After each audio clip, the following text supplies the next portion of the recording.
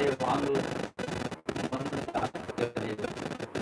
स्वयं इंद्रिय कायाથી વાણીથી મનથી જેનાથી આપણને દુઃખ થતું એવા વ્યાપાર આપણે કામ શરૂ કરવાના કોઈ સાથે મુલાકાત કરીએ તો વાસ્તવિક રીતે સાથે ક્લિયર મનથી એનો વિચાર કરીએ તો ક્લિયર થાય એવા વ્યાપાર ન કરવા જેથી કરીને આપણે દુઃખી થાય તો એવા વ્યાપાર આપણે બંધ કરીએ તો કાય વાંધો મને સાથે અને છેલ્લે કાંઈ ન થઈ શકે તો હું આ પોતાનું દુઃખ દૂર કરવા માટે સમર્થ જ નથી એમ કરીએ તો પણ ભાવના કાપવા ભાન કરવાનું દુઃખી आप सामर्थ्य से जो दुख दूर કરી સામર્થ્યની ભાવના કર આ ચાર ઉપાય જ ન હતા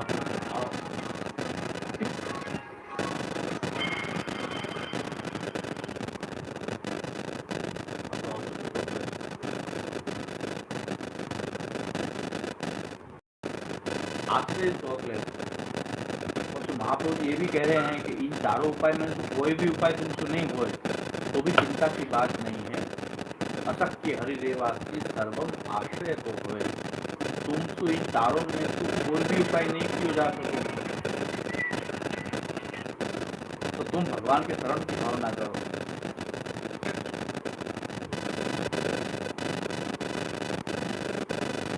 जो कुछ विवेक धैर्य है वो सिद्ध हो बताए उपाय करवे पृथ्वी मार्ग में कैसे क्लेश होता है ये बात ये आपको समझाए प्रयास किया हमें ध्यान समझने की बात ये है कि अपन को भगवत सेवा करनी है और भगवत सेवा प्रभु को सुख देवे के बजाय असुख देवे वाली हो जाएगी क्योंकि क्लेश सेवा की अपेक्षा न तो प्रभु को है न अपन को है जहाँ सेवा के प्रकार तो अपन को क्लेश होते हो मन में वाणी में काया में आस पड़ोस में या परिवार में वह सेवा के प्रकार पे काबू पाना चाहिए मूल बात अपनी ये है क्योंकि ये जो क्लेश है वो ये तो धुआं है कि जाकर अपन आँख में जलन होनी अपनी आँख में जलन होनी स्वाभाविक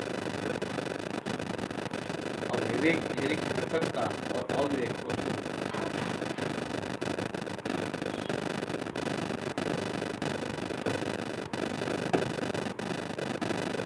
में धैर्य की बात और विवेक की बात कहाँ पृथक हो रही है वो समझो जैसे अपन अपने घर में ठाकुर जी की जो सेवा कर रहे हैं वहाँ में ठाकुर जी को एक पहलू कृष्ण है एक पहलू भगवान एक पहलू परमात्मा एक पहलू ब्रह्म ऐसे अपन जो सेवा कर रहे हैं वह सेवा को एक पहलू ब्रह्म संबंध है एक पहलू परमात्मा स्नेह है एक पहलू भगवान महात्म्य है महात्म्य ज्ञान है एक पहलू कृष्ण कथा है और एक पहलू अनुबुद्धिया सेवा है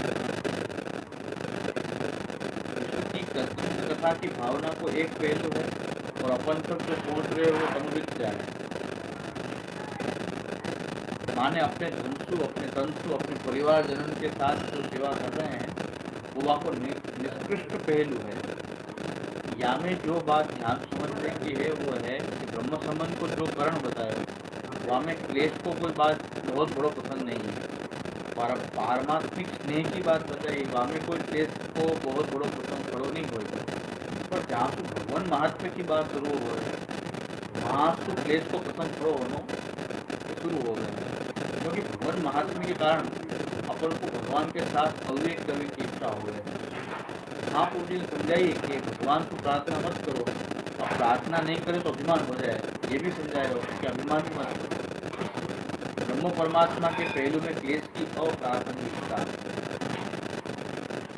भागवत में बहुत सुंदर ढंग समझाया है कि माँ के पेट में जब तक बच्चा हो गए बाकी लात क्या माँ को नहीं लगे है या जब बच्चा गोदी में हो गए तो क्या माँ को लात नहीं मारे है पर वह लात को कौन माँ अपमान मानेगी वह को कोई माँ अपमान नहीं मानेगी क्योंकि माँ अपने बच्चा को समझो के बेटी गई है बाकी लात अपमान नहीं है पर जब बच्चा पेट में भी नहीं है वो गोद भी छोड़ दे है और फिर लात मारे तब तो अपनों को अपमान को प्रथम खड़ो हो जाएगा भागवत यह बात को समझावे है कि किमस्ति नास्ति व्यपदेश भूषितम तुम ब्रह्म है ये कहो ब्रह्म नहीं है ये कहो परमात्मा है ये कहो परमात्मा नहीं है ये कहो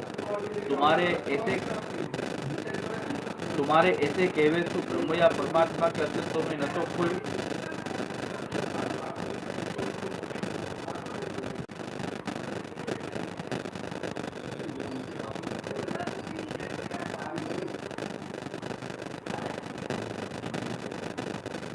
ज्ञान और कला के लिए मोटो बंद करो तो मानना ही नहीं चाहती। तो मेन्यू करना तो बस खाली करो।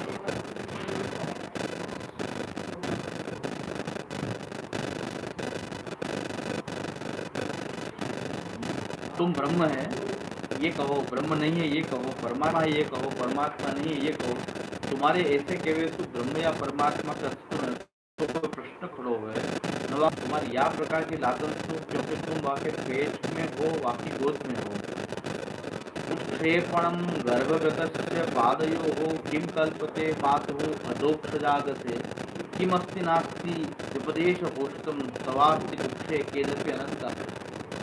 गर्भस्थ बालक यदि माँ के पेट में लात मारे तो क्या वो लात लगी कहवाएगी? तुम ब्रह्म को परमात्मा को है कहो नहीं है कहो वहाँ तो कोई फर्क नहीं पड़े क्योंकि तुम वहाँ के भीतर हो तो वो तुम्हारे भीतर है। तुम हाँ कह रहे हो तुम अपने आप को हाँ कह रहे हो, तुम ना कह रहे हो तो तुम अपने आप को ना कह रहे हो। वहाँ को क्या अपमान है? भगवान के पहलू में अविवेक को पसंद और जहाँ भगवान को पहलू आवे है वहाँ हाँ ना को पहलू प्रकट हो जाए। क्यों? क्यों कि ब्रह्म तुम भी हो सको, परमात्मा तुम्हारे भीतर भी छुपे हो सके। और जो भगवान वालों पहलू है वह कुछ महात्म्य है कि अपन अज्ञानी है तो वो सर्वज्ञानी है, अपन अनिश्वर है वो सर्वेश्वर है, अपन असमर्थ है वो सर्वसमर्थ है, अपनों कोई आध्यात्मिक आधिदेविक यश नहीं है वह को यश है, अपन संसार में अनुरक्त हैं वो विरक्त है। ऐश्वर्य वेद यशस्वी ज्ञान वैराग्य वह सहज है, अपने में ये गुण होंगे भी तो हासिल किए हुए होंगे, सहज नहीं होंगे और सीमित होंगे, असीमित नहीं हो सके हैं। महाप्रभु जी बहुत सुंदर बात कहे हैं कि दुनिया भर को जीत के आवे आदमी और घर में पत्नी की पिटाई सहन करनी पड़े है तो फिर ये कहाँ गए? ये बात समझिए की है कि अपनों ब्रह्म के साथ तादात्म्य हो सके पर जो भगवान को महात्म्य अपन में नहीं है, जो भगवान को महात्म्य अपन में नहीं है या तो सब अपन भगवान को अस्वीकार कर रहे हैं, तब सारे प्रश्न पैदा हो रहे हैं कि ये उचित है कि अनुचित है। बिल्कुल वही तरह से कि जब बच्चा बड़ो हो जाए और फिर माँ को लात मारे तो ये उचित काम है कि अनुचित काम, या तो प्रश्न बड़ो हो जाए। लात नहीं केवल ऐसे ही ब्रह्म और परमात्मा के पहलू में लात नहीं है, कोई निंदा नहीं है, कोई अस्वीकृति नहीं है क्योंकि वो तो अपनी हकीकत है। पर भगवान के पहलू के स्वीकृति को कोई एक मतलब है।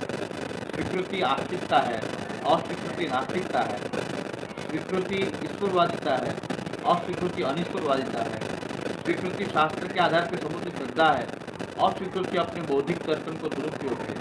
ये सब कब उठे कि जब भगवान के महात्म्य को प्रश्न उठे तब कृष्ण के पहलू में अविवेक को पसंद। ऐसे ही कृष्ण के बारे में जब बात आवे कि कृष्ण की स्वीकारिता और अस्वीकारिता माने गिने जा सके तो विचार व्यवहार भाव जहाँ से कुछ निष्कर्ष निकाले जा सके तो ब्रह्म और परमात्मा के कोई निष्कर्ष नहीं निकाल सके हैं। यह ठाकुर के पहलू में अविवेक को पसंद है। अब अपन दायरा को और थोड़ा संकीर्ण करें तो अपने घर के ठाकुर को तुम स्वीकार करो हो कि नहीं? औषधन पुष्टि मार्गी घर के ठाकुर को आलू मूली की तरह माने हैं, मंदिर में विराजते ठाकुर के वैभव को आपको बड़ो महत्व माने हैं। ये मूल में पुष्टि मार्गी भावना सर्वथा विपरीत बात है क्योंकि वार्तान को यदि करो जहाँ प्रत्येक वैष्णव को महाप्रभु ठाकुर जी बधाते तो यूँ कहते कि मैं तो को अपनो सर्वस्व बताए रहे हूँ, तू या को अपनो सर्वस्व करी जानी। हर वैष्णव के घर में जो ठाकुर विराज रहे होते उनको वह वैष्णव को अपनो सर्वस्व मानना चाहिए और दूसरे ठाकुर जी के अनादर को प्रश्न नहीं है और अपने घर के ठाकुर को अपनो सर्वस्व मानना चाहिए। ये बात गोसाई जी की वार्ता में आवे है कि जब 7 स्वरूप को मनोरथ हो रहे हो तो तब शोभा बेली दर्शन करे पधारे तो गोसाई जी ने उनको पूछी कि तुम अपने ठाकुर की सेवा को पहुँची? तब उनने कही कि वो तो मैं घर को ठाकुर है वास्तु तो कभी भी सेवा पहुँच रहूँगी, ये दर्शन मुझे पास तो मिलते। वार्ता में स्पष्ट आवे कि तब आप जी के गाड़ी दे के कहे तो तेरे यहाँ कोई और विराजे तू? जब अपन अपने माथे बिराते ठाकुर जी को सर्वस्व मानी की सेवा करेंगे तब तो वह सेवा में पुष्टि मार्ग की पन्नो आएगा, अन्यथा तो सेवा में पुष्टि मार्ग की पन्नो नहीं आएगा। ये सेवा को पहलू है। यहाँ में क्लेश को प्रश्न बहुत बढ़ चढ़ के आ रहे हैं। ब्रह्म और परमात्मा के पहलू में वो क्लेश को पसंद नहीं आ सके। भगवान कृष्ण और धनको ठाकुर, इनमें घर के ठाकुर में क्लेश को प्रथम शत्रु बढ़ चढ़ के आएगा, वो अपन को आज समझना है। तो जब अपन घर के ठाकुर को प्रार्थना कर रहे हैं, वो वाकई कौन से पहलू से प्रार्थना कर रहे हैं? वाकई भगवान वाले पहलू से। क्योंकि भगवान सर्वसमर्थ है और अपन असमर्थ है। अपन अपनी असमर्थता के पहलू को भगवान को प्रार्थना कर रहे हैं, अपन भगवान के सर्वसमर्थ होने के पहलू को स्वीकार कर रहे हैं, पर वाकई सर्वज्ञ के पहलू को अस्वीकार कर रहे हैं। क्योंकि सर्वज्ञ हो तो प्रार्थना की जरूरत क्या है? जो तुम्हारी तकलीफ है वाकई तो वो सर्वज्ञ हो कारण जाने ही है, वाकई तुम और अधिक क्या जताओगे? अपन भगवान की इज्जत को आधे अधूरी स्वीकार हैं, वाकई सर्वसमर्थ तो जाने हैं पर सर्वज्ञ नहीं माने हैं। वहाँ भगवान की अधूरी हकीकत जानने से कुछ मन में अविवेक पैदा होगा, ये अविवेक को स्वरूप है। जैसे अक्सर मैं एक बात समझाऊं कि अपन अपनी लड़की को ब्याह कर रहे हैं, वहाँ में वहाँ को गहना जेवर देवे हैं, फिर भी अपन को डर लगता होवे कि जमाई तो नहीं जाएगा। गहना जेवर अपन घर रखें और लड़की को ससुराल भिजवा दें, मतलब साफ है कि कीमती लड़की नहीं है, कीमती गहना जेवर है। लड़की को जला दे तो चलेगा, पर गहना जेवर खा जाए जमाए ये नहीं चलेगा। मतलब अपने मन में कैसा विवेक है, जहाँ लड़की को अपन ब्याह रहे हैं वाकई बारे में अपने कैसे ख्याल है। ये अपने हिंदुस्तान की बड़ी विकराल हकीकत है कि आदमी कन्या शादी नहीं करके वाकई संपत्ति शादी करे हैं। अपने देश के ऊपर दुर्भाग्य है, पर यहाँ से बड़ा दुर्भाग्य ये है कि माँ बाप भी लड़की को ब्याह के भेज दे और संपत्ति को रख ले हैं कि खा ना जाए। तो जहाँ लड़की को अपन नहीं कर रहे हैं वहाँ तो ज़्यादा अपनी संपत्ति कुछ नहीं कर रहे हैं, तो अपन ये भी सोच रहे हैं कि संपत्ति लड़की की है। अरे भाई संपत्ति की लड़की की है तो तुम क्यों चिंता कर रहे हो? वापस छोड़ो। ऐसे आधु अधूरे विवेकंतु अधिकत्र विचारंतु जीवन में क्लेश होवे है और अवश्य हुए हैं। अपन अपना विचार स्पष्ट रखे तो बहुत सारी क्लेश की बातें दूर हो जाए। अब अहंकार अविवेक या तरह से भगवान के पहलू को प्रार्थना करने में क्या भगवान को प्रार्थना नहीं करनी है, या अभिमान को रखने में कि भगवान क्या करेगा, तो कुछ करना है तो हमको ही करना है, कुछ ना कुछ क्लेश तो हो ही है। बहुत सारे लोग ऐसे सोचते हैं कि भगवान क्या करेगा, कर्म तो हमको करना है, ईश्वर क्या करेगा, फल तो हमें अपने कर्मों से मिलेगा, ईश्वर ज़्यादा क्या करेगा, हमारे कर्मन के अनुसार तो फल देगा। या प्रकार का अभिमान अपने में जगा लें हैं। अब सोचो कि कर्म में इतना बड़ा सामर्थ्य हो तो आदमी के भीतर ये विडम्बना पैदा ही नहीं होनी चाहिए थी कि क्या कर्म को वो सच्चो मान रहे हो, अच्छो मान रहे हो, वाह कर्म को करवे में वाको स्खलन क्यों हो रहे। जैसे क्या व्यक्ति के सब कुछ त्याग दियो, संन्यास ले लियो। जैसे मैंने कल आपको बात बताई थी, हरिद्वार में कई आश्रम में टीवी के एंटीना लगे हुए हैं, एयर कंडीशन लगे हुए हैं, कई आश्रम में कुत्ता पाले हुए हैं। यदि तुमने संपत्ति त्याग दी है तो फिर इकट्ठी करने की आवश्यकता क्या? एक आश्रम में एक बार गए हो तो वहाँ लोगों ने कही कि आप हमारे यहाँ भोजन करो। मैंने कही कि मैं तो यहाँ 3 दिन के लिए एक कॉन्फ्रेंस में आया हूँ, मेरे पास 3 दिन के लिए एक डिब्बा में अपने ठाकुर जी को प्रसाद रखो, तो अपन को वहाँ क्यों खाना? अंत में वो मेरे पीछे पड़ गए कि नहीं आपको तो कुछ न कुछ हमारा अतिथि स्वीकार करना पड़ेगा। मैंने उनको कही कि देखो आप लोग सन्यासी हो, मैं गृहस्थ हूँ, आप लोगों को मेरे यहाँ आतिथ्य स्वीकार करना चाहिए, गृहस्थ को सन्यासी के यहाँ क्या आतिथ्य है? उनने कही कि नहीं कुछ न कुछ तो आपको लेना ही पड़ेगा। जब उनने बहुत कही तो मैंने कही कि चलो आप क्या दे रहे हैं। उनने अपना कबाड़ खोलो तो आप मानोगे नहीं कि वाकई देख के मेरी आंखें चौंधिया गई। कोई गृहस्थी के घर में इतनी गिफ्ट आइटम नहीं हो, ऐसी आइटम कबाड़ में पड़े हो। यदि अपन ने सब कुछ त्याग दियो है और कर्म के लिए अपन इतने स्वतंत्र हैं कि परमेश्वर क्या करेगा, जो कर्म करना है तो करना है। ये बात तो साफ है कि जब अपन ने संन्यास लियो है तब हमें ये सोचो कि जो कुछ होना है हमारे त्याग से होना है, और परमेश्वर क्या करेगा। फिर त्याग तुम बराबर क्यों नहीं हो पाओगे?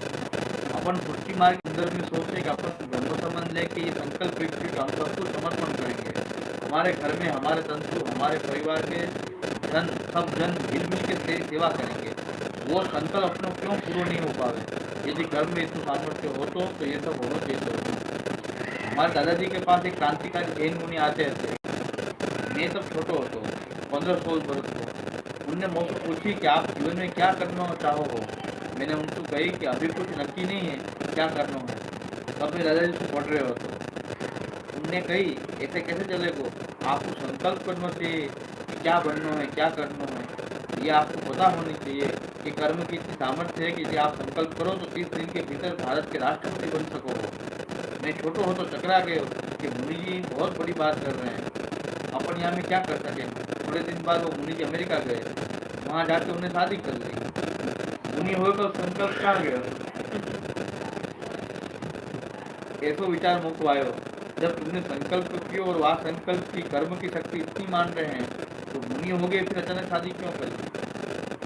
बात साफ है कि अपन कर्म कर सके हैं, नहीं कर सके ऐसी बात नहीं है, पर कर्म की शक्ति इतनी नहीं है कि वह कर्म के कारण अपन ये दावा कर सकें कि अपन ये कर्म करेंगे तो ये बन जाएंगे। अपन करना चाहें तो भी नहीं कर सकेंगे। दुर्योधन ने दुर्योधन को एक बड़ो सुंदर वचन है, ध्याना में धर्मम न में प्रवृत्ति ही, ध्याना में अधर्मम न में निवृत्ति ही, केनापि देवेन हृदिस्थितेन यथा नियुक्तो तथा करोमि। मैं जान रहा हूँ कि धर्म क्या है, अधर्म क्या है, और वो धर्म मोतु पल्यो नहीं डाले और अधर्म मोतु छोड़ो नहीं जाए है। ये क्या स्थिति है मेरी, केनापि देवेन हृदिस्थितेन यथा नियुक्तो तथा करोमि। परमात्मा मेरे भीतर बैठ के आँख की पुतली की तरह मुख को नचा रहे हो, वहाँ तरफ से मैं नाच रहे हूँ। अपन यह बात भी जाने हैं, हर मिनिस्टर जब वो सौगंध ले है कि भारत के हित में संपूर्ण कार्य करेंगे, भारत को जहाँ में अहित हो वो कार्य नहीं करेंगे, पर बनने के बाद अपने हित को कार्य करते होंगे, भारत के हित को कोई विचार नहीं कर रहे हैं, वहाँ संकल्प सौगंध को क्या हुए। ये सब उदाहरण मैं आपको याद लिए दे रहे हूँ कि केवल धर्म के क्षेत्र की, राजनीति के क्षेत्र की, अध्यापन के क्षेत्र की कथा नहीं है। डॉक्टर जहाँ वक्त डॉक्टर बने हैं वहाँ वक्त सफेद दिवाई जाए है कि या ज्ञान से तुम जनता की सेवा करोगे, कभी जनता को आर्थिक शोषण नहीं करोगे। तो हर डॉक्टर कितनों शोषण कर रहे हो। मेरे दांत में दर्द भयो तो मैं डॉक्टर को दिखावा गयो, वहाँ डॉक्टर ने कहा कि तुम्हारे तो सब दांत सड़ गए हैं, सब निकालने पड़ेंगे। ये आज तो 8-10 वर्ष पहले की बात है। वहाँ ने कही कि सारे दांत तोड़ने पड़ेंगे और हर दांत तोड़ने के 150 रुपया। मैंने सोची कि 150 रुपया तो दे दो, तो सारे दांत उड़वाने पड़ेंगे। मैं रघुनाथ लाल जी के पास गए, उनने कही कि तुम कोई डॉक्टर के चक्कर मत पड़ो, एक वैद्य को मंजन है वो करो। आज तक एक भी दांत निकालने की जरूरत नहीं पड़ी। देखो ध्यान ये संकल्प लियो कि वो जनता की सेवा करेगा, वो जनता की सेवा नहीं कर नहीं सकेंगे। ये सब तो बहुत बड़ी बात है। एक छोटे से विद्यार्थी को लो, जाने संकल्प लियो है कि वाकई मैट्रिक में पास होना है, और वो भी परीक्षा पास आवे तभी पढ़े है। बाकी आखों बरस वाको पढ़ाई में मन नहीं लगे है। वाको कहो कि तेने संकल्प लियो कि तू मैट्रिक पास होगा तो पढ़, और वो नहीं पढ़े है, पढ़ नहीं सके है। अपने कर्मन की इतनी शक्ति होती तो जो भी अपन संकल्प करे वो कर ही सकते होंगे। तो मनुष्य की अवस्था होनी नहीं चाहिए थी। ये बात को प्रमाण है कि अपने भीतर सामर्थ्य नहीं है। संकल्प हो सके है, कोई वक्त सामर्थ्य होवे पर संकल्प नहीं होवे है। जैसे हनुमान जी कथा में आवे है कि हनुमान जी के समुद्र लांघने की सामर्थ्य थी और उनको संकल्प नहीं है तो कि जाऊँ कि नहीं जाऊँ। तब सबने उनको कही कि तुम वायु के पुत्र हो, तुम क्या तकलीफ है, तब वो तैयार हुए। कभी अपने भीतर सामर्थ्य होवे तो संकल्प नहीं होवे, कोई संकल्प होवे तो सामर्थ्य नहीं होवे। क्या प्रकार की अपने जीवन की व्यवस्थाएं हैं, उन व्यवस्था के रहते हुए भी यदि अपन व्यापक को अभिमान रखें तो भगवान से प्रार्थना नहीं करनी है, भगवान क्या होवे है, जो कष्ट करना है तो हम नहीं करेंगे, वो अभिमान अपन निरर्थक है। ये अभिमान अपने भीतर क्लेश पैदा करेगा ही। भगवान के सामने अपने अभिमान टिकवे वालों नहीं है। भगवान अपनो अभिमान टिकवे नहीं देवे है, न राजनीतिज्ञ को, न साधु को, न शैतान को, न शिष्य को, न गुरु को। कोई न कोई स्थिति में भगवान एक झटका दे ही दे है। जैसे गाड़ी दौड़ती हो तो स्कूल के बाद बम्पर बना दे है। अपने जीवन में कई बम्पर ऐसे आ जाएं कि अपने अभिमान के कारण दौड़ती हुई गाड़ी झटका खावे और नीचे गिरा देवे है और अपना नियंत्रण हो जाए है। क्या प्रकार की स्थिति है। अहंकार से जुड़े नकारात्मक सकारात्मक क्लेश। यासु ही महाप्रभु जी कह रहे हैं कि यदि तुमको क्लेश रहित सेवा करनी है तो तुमको दो बातों की सावधानी रखनी पड़ेगी। एक तो तुमको प्रार्थना नहीं करनी है और दूसरी प्रार्थना नहीं करने को अभिमान भी नहीं करना है। अभिमान नहीं करने वाके लिए अपन हठीले नहीं बनेंगे, बिन हठीले रहेंगे। आग्रह अपन ऐसा रखेंगे कि धर्म तक क्या कर्तव्य है और क्या अकर्तव्य है। ये सारी बातें अपने विवेक की है और या को उलट अपनो अविवेकी क्लेश बने हैं।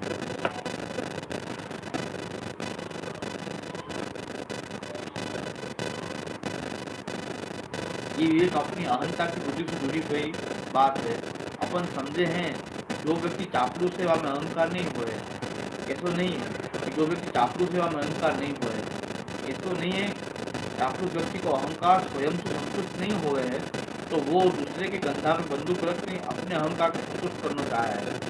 या के विपरीत कई बार अपन यूँ समझे कि सेकी बगाड़ने वाले व्यक्ति अहंकारी हो तो कई वक्त ऐसा व्यक्ति भीतर से छुपे हुए हो। प्रार्थना की चापलूसी अथवा सेकी को अभिमान अपनी अहंता से जुड़े हुए नकारात्मक या सकारात्मक क्लेश जो अपनी सेवा में आड़े आ सके हैं।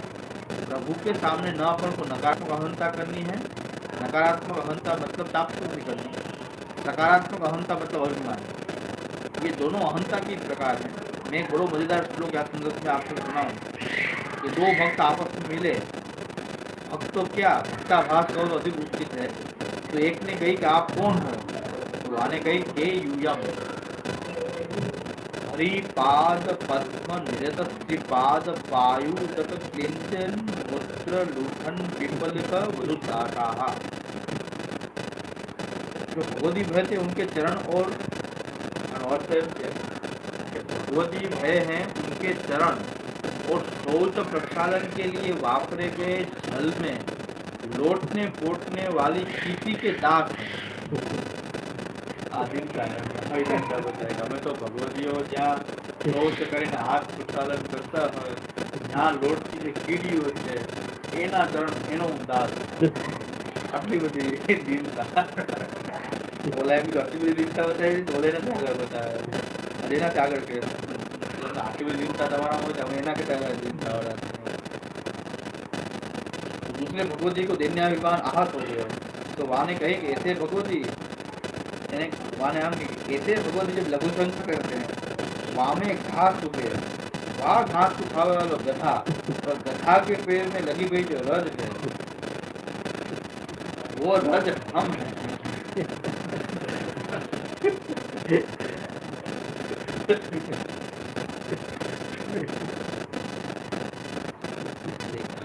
ગધાના ગળમાં ચોટેલી રજ એ રજ અમે એટલા अपना छोटो सा परिचय न दे के इतनी दीनता प्रकट करनी और वहाँ में पास कॉम्पिटिशन के आपने कितनी वक्त दासानुदास बोलियो दूसरों के 4 वक्त तो वहाँ कही अच्छा हम 8 वक्त बोलेंगे दासानुदास ले बेटा अब क्या करें। तो ये देने भयो कि अहंकार और देने में भी पास अहंकार आने आ रहे हुए।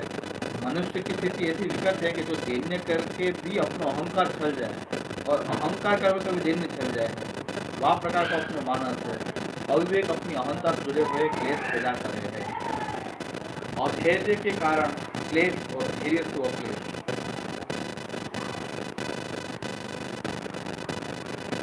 अब अधैर्य अपनी ममता से जुड़े हुए क्लेश पैदा करे क्योंकि धीरज अपनों कब छूटे है जब वह वस्तु में अपनी अपन में अपनी ममता जोड़ रखी है और वह वस्तु में जब जब जाघात आवे तब तो धीरज छूटने लगे। यासुई अविवेक अपनी अहंता से जुड़ी कथा और अधैर्य अपनी ममता से जुड़ी कथा।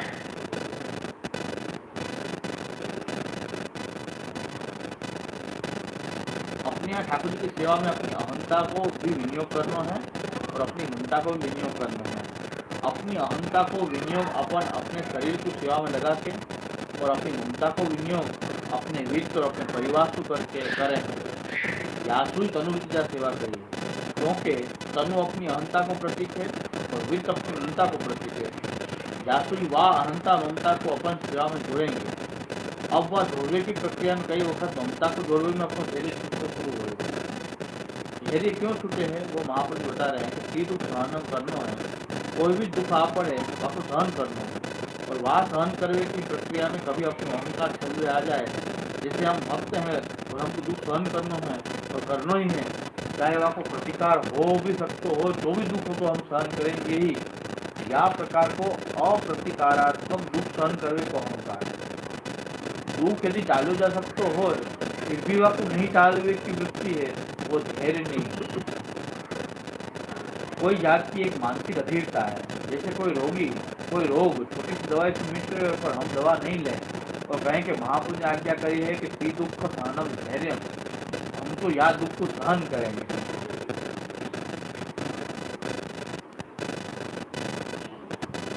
ऐसे करे तो रोग बढ़ेगा और अंत में क्लेश पैदा हो ही। अपने यहाँ वार्ता में बहुत सुंदर आवे है कि महाप्रभु जी और चैतन्य महाप्रभु वखत जगन्नाथपुर जी पधार रहे थे तो चैतन्य महाप्रभु वन में शू पधारे और महाप्रभु जी राजमार्ग शू पधारे। पास जब दोनों एक दूसरे को मिले तो चैतन्य महाप्रभु ने कही कि हम वन में शू गए तो बहुत आनंद आयो। तब महाप्रभु ने कही कि वन की अपेक्षा हम राजमार्ग शू जाना अधिक पसंद करें। तब चैतन्य महाप्रभु ने कही कि क्यों आपको प्रभु पे विश्वास नहीं है। तब महाप्रभु जी ने कही कि ऐसी बात नहीं है, हमको तो प्रभु में पूर्ण विश्वास है पर हमारे वन में सुझावे के कारण प्रभु कितना श्रम हो रहे हैं। ये आपने विचारे हो, ये दुख को हमने अपने द्वारा ही प्रतिकार हो सकते हो तो व्यर्थ प्रभु को श्रम क्यों दे। राजमार्ग पे चलने पे यदि अधिक सुरक्षा है तो व्यर्थ प्रभु को क्यों श्रम दे। प्रतिकारो रही हुए भी दुख सहन करना है, ये अच्छी बात है पर या को अर्थ ये नहीं है कि दुख को प्रतिकार किया जा सकते हो तो भी दुख सहन करो। और यदि समझो कि प्रतिकार नहीं हो सकते हो तो सहन करो।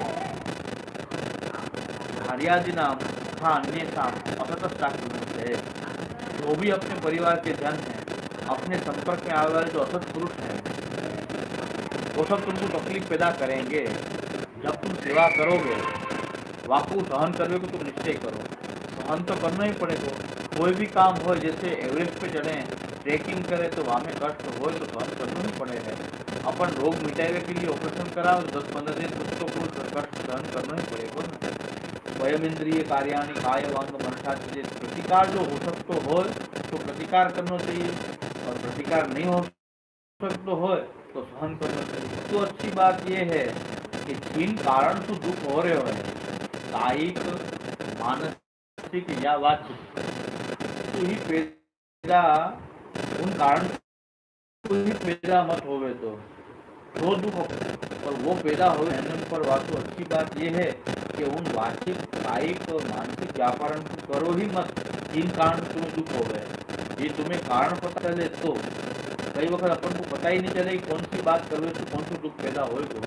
अपन क्या करेंगे तो क्या दुख पैदा हो जाएगा, अपन क्या बोलेंगे तो क्या दुख पैदा हो जाएगा, या अपन क्या सोचेंगे तो क्या दुख को अपन पैदा हो जाएगा। उदाहरण के लिए एक बात बताऊं, अपन ने कोई के बारे में ऐसी सोची कि ये मेरा मित्र है और वहाँ ने अपना काम नहीं किया तो अपन को बड़ो भारी दुख होएगा। कोई दूसरों नहीं करे तो क्या अपन को दुख होएगा।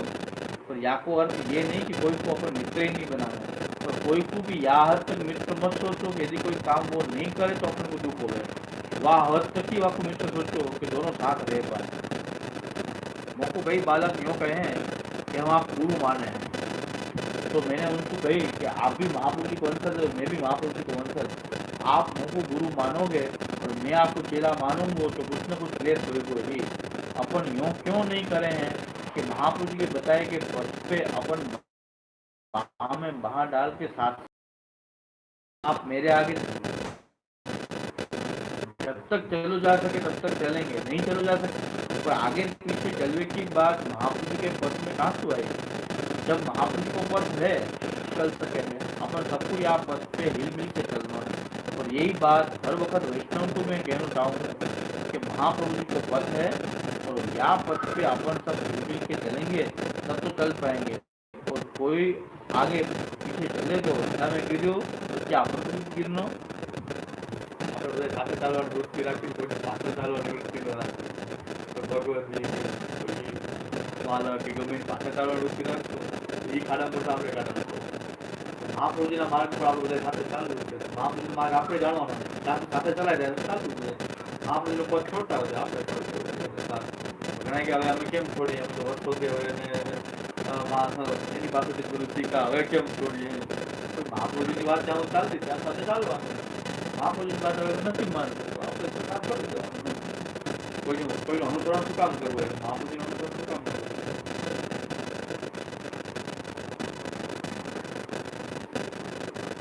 और वहाँ पथ पे अपन सब मिल के चलेंगे तब तो चल पाएंगे और कोई आगे पीछे चलेगा तो आगे वालों यदि खड्डा में गिरे तो क्या अपन को भी गिरना ऐसे जैसे कोई कार रात की अंधेरा में चल रही हो अचानक आपको कुछ दिख जाए तो वो ब्रेक मारे तो पीछे वाले सब कार पास गिर जाए अंधेरा की कथा सब ऐसी होए अपन कोई बात पूरी तरह समझ में आवे नहीं अपन समझ कहाँ तक होए अपनी समझ कहाँ तक होए कहाँ तक अपनी हेडलाइट जाती होए वाक्य आगे तो अंधे है जब अपन को यात्रा ज़्यादा दिखनो नहीं है तो क्यों ना अपन साथ साथ चलें हिल मिल के सब साथ चलें आगे और पीछे चलने की दोनों होती है तो या मार्ग के साथ चल रही है मानो या में कोई एक ने गलती करी दूसरे को घबरावे की कोई बात नहीं है या प्रकार की सहजता की वृत्ति से जब अपन या पथ से चलेंगे तब तो कोई क्लेश नहीं होगी और आगे पीछे की वृत्ति से जब चलना चाहेंगे तो कुछ न कुछ तो क्लेश होना ही है क्योंकि अपने को पूरा मार्ग दिखलाई दे नहीं रहे हो मार्ग तो उतना ही दिखलाई दे रहे हो जितनी अपनी हेडलाइट जा रही है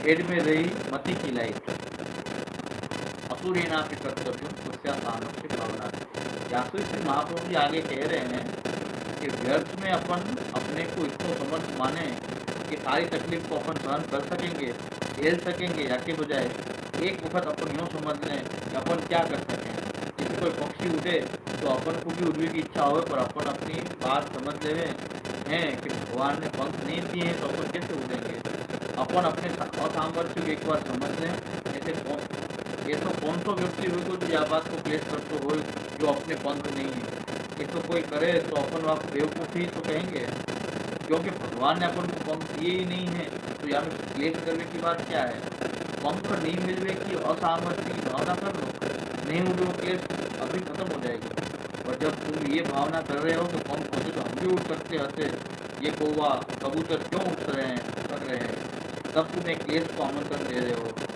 जब भी व्यर्थ अपन अपने सामर्थ्य की भावना करें हैं तो बहुत सारे क्लेशन को अपने हृदय में बसवे को आमंत्रण दे रहे हैं और अंत में अपना धीरज खोना पड़े क्या के लिए महाप्रभु क्या करें हैं असुर रहना आपके कर्तव्य स्वच्छता सामर्थ्य भावना और यदि तुम कह रहे हो कि हमारे मन की स्थिति ऐसी है कि यदि हम अपने आप को असामर्थ्यशाली माने तो हम टूट ही जाएंगे करुण भावना से